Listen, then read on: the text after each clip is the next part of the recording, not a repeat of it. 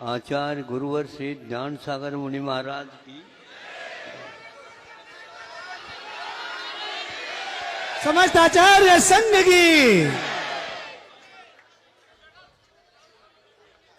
अभी एक व्यक्ति ने अपने भजन में भावों को अभिव्यक्त किया। एक नजर तो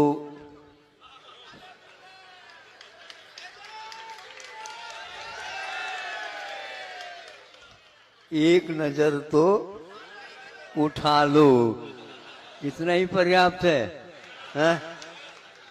एक नजर तो ऊपर उठा लो। तो हम ये कहना चाहते हैं, भगवान तो नजर उठाते ही नहीं, किंतु हमारे लिए कह रखा है कि कभी कभी उठा सकते हो।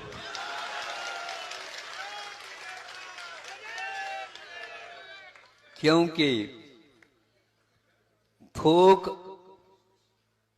दुकान वाले, फुटकर दुकान वाले भीड़ आ जाती है तो उनको नजर तो उठाना ही पड़ता है, क्योंकि थोक व्यापार से एक प्रकार से अपना काम तो हो जाता है, किंतु वो व्यापारी लोग आए हैं तो वो अपने ढंग से जहाँ जहाँ पर उपभोक्ता हैं वहाँ वहाँ तक इसको पहुँचा करके इसका महत्व और इसकी उपयोगिता बढ़ाएंगे। अभी आपके सामने 4-5 सज्जन जो राजधानी से पधारे, सुनो, भोपाल वाले समझेंगे हम भी राजधानी से आए, उनकी बात नहीं है। यहाँ पर, यहाँ तो भारत अहिंसा विहार वहां से आए। अच्छा, बाहुबली का बोले, बहुत अच्छे। अभी तो एक मोहल्ला वहां पर सर्वे हो रहा है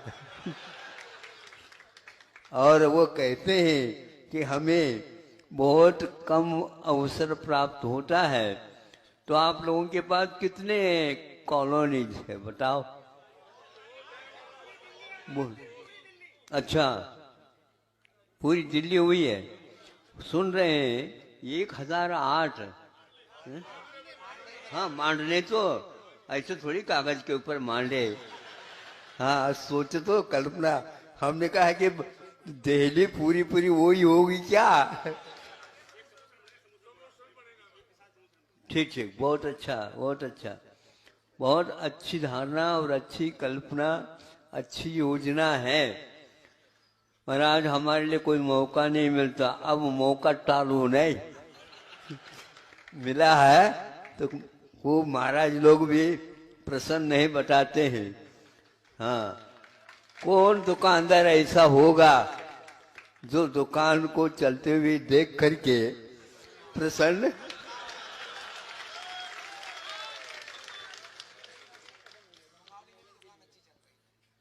यहाँ पर के यहाँ की दुकान भी देख लेना थोड़ी बहुत, नहीं समझे? यहाँ पर प्यासी है, जमुना तो खूब चल रही है बहुत अच्छा, बहुत अच्छा।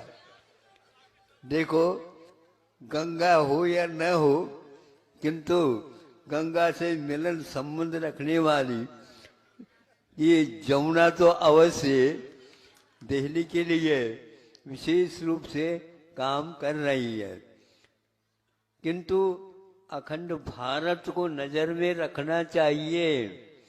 हम एक नजर ऊपर उठाओ की अपेक्षा से कि अखंड भारत की ओर प्रत्येक मनुष्य का नजर जाना चाहिए।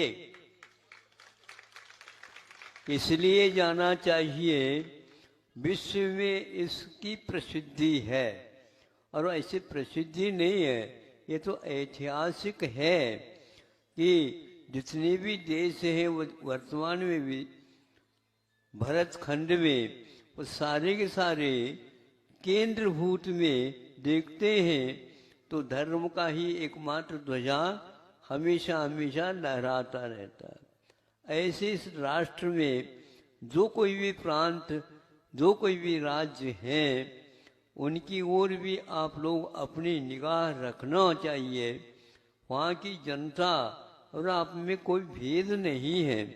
केवल नक्शा में ही जिला हो जाता है तो 3-4 जो है तहसील हो जाते हैं और उप तहसील हो जाते हैं। होते हुए भी केंद्र में वो राज्य ही रहता है और सारे राज्य मिल करके एक प्रकार से, हाँ, अब ये जितने भी राज्य की समस्याएं होती हैं उन समस्याओं के हल के लिए एक प्रकार से कि सर्वोच्च न्यायालय की ओर ही निगाह सबकी हो जाती है।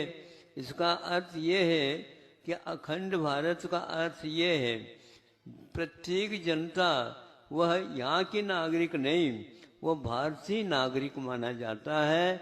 उस नागरिक के लिए जो आप लोगों के बारे में वो क्या सोचते हैं, ये लोग बहुत आनंद के साथ वहाँ पर रह रहे हैं, नहीं, आपको कहना पड़ेगा कि नहीं, हम तो पूरी जनता को ही अपना अपनत्व मानते हैं और उनके साथ स्थापित करेंगे।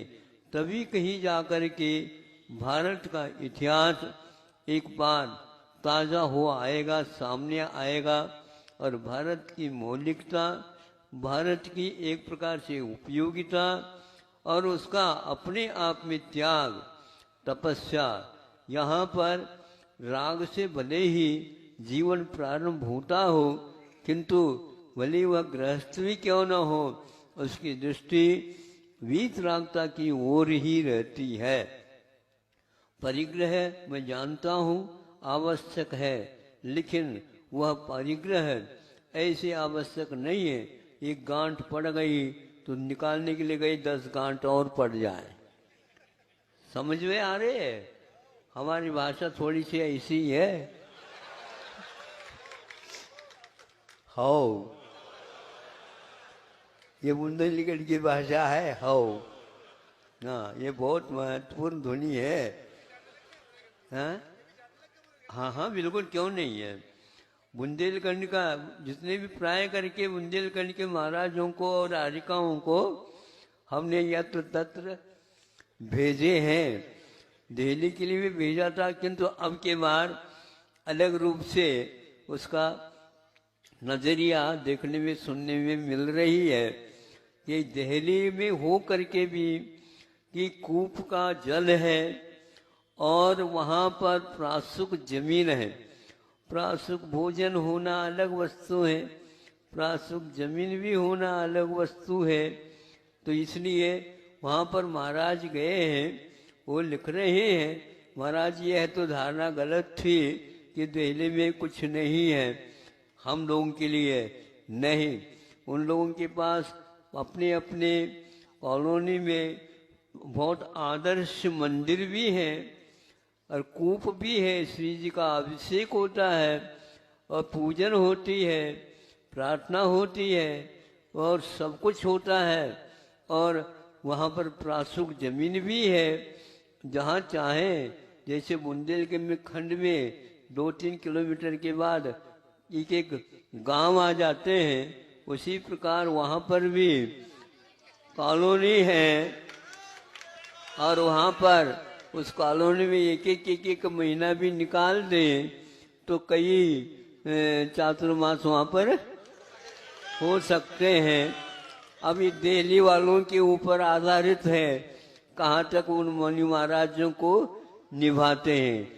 शेर को रखना बहुत कठिन होता जहाँ रख रहा। शहर की व्यवस्था अलग है और शेर की व्यवस्था समझ में आ गया।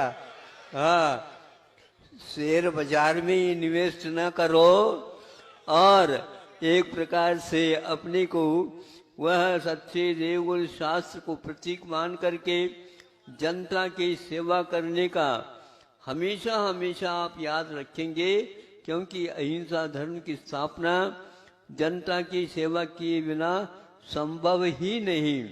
और अहोभाग्य मान करके इस कार्य को अपने जीवन में करने का संकल्प ले लेना चाहिए, दूसरे को भी संकल्पित कराना नहीं चाहिए।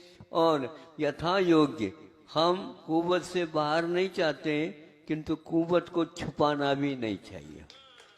हैं, दोबारा कर दो। कुवत से बाहर आप लोग कई कामों में कर जाते हैं, और जब कभी धार्मिक बात आ जाती है, महाराज आजकल तो हमारी दुकान चला तो नहीं है, बाजार में मंदी चाहिए। हाँ, तो अन्य कार्य के लिए भी मंदी आना चाहिए। उसमें तो डबल डबल निकाल करके करते हुए उतना मत करो, किंतु वह विभाजित करके उस संग्रहित अर्थ का अनर्थ नहीं करना, दुरुपयोग नहीं करना, अपव्यय नहीं करना। थोड़ा थोड़ा भी बच जाता है तो उसके द्वारा भी बहुत अच्छा काम हो सकता है, होता है। इस प्रकार जैसे पुराणों में सुनते हैं कि वह इतिहास अपने आप ही सामने आ जाता है, लाने की कोई आवश्यकता नहीं है। पूर्वजों ने ऐसा इतिहास रचा है, वह आज तक स्वर्णाक्षरों में लिखा गया है। उसको पढ़ने वाला भी चाहिए, और ये भी चाहिए कि उन्होंने ऐसा लिखा है तो हम वज्र की लकीर से भी लिख सकते हैं। ऐसा भाव हमेशा हमेशा धार्मिक क्षेत्र में आप लोगों को रखना चाहिए, और उसी के माध्यम से हमारा आगे भी रथ जो है चलेगा। और श्रावक, गृहस्थ और मुनि श्रमण, इन दो मिलकर के ही वह रथ को आगे बढ़ा सकते हैं। इसमें कोई और यंत्र का प्रयोग करने की कोई आवश्यकता नहीं है। मानव रथ एक प्रकार से मनु के द्वारा चलाया हुआ रथ है। ये मानव रथ है, अहिंसा रथ है।